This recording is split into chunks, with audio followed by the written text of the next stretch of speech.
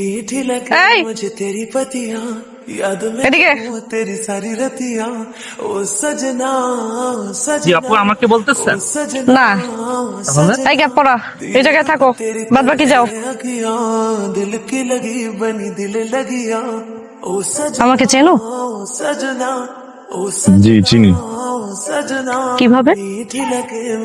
আপনি ফাইনাল ইয়ারে পড়েন, আমাদের সিনিয়র আপু। ফাইনাল ইয়ারে পড়ি সেটা ঠিক আছে, বাট যে সিনিয়র এটা ভুল। ফেল টেল করি নাই তো, তাড়াতাড়ি উঠে গেছি। প্রেম করবা?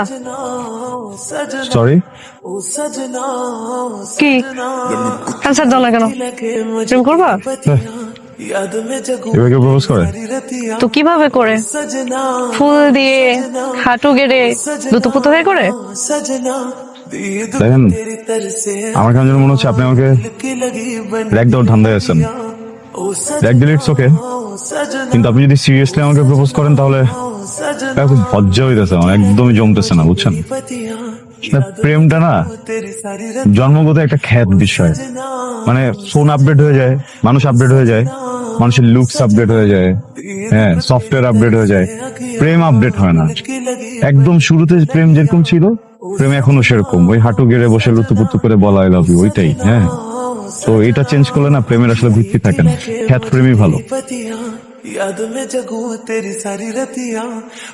দেখো ছেলে, শুনেছি তুমি অনেক বই টই পড়ো, শিল্প চর্চাও করো, তাহলে তোমার ভাষাতেই তোমাকে বুঝিয়ে বলি। আমি এমন একটা কবিতা হতে চাই যে কবিতাটা তোমার কাছে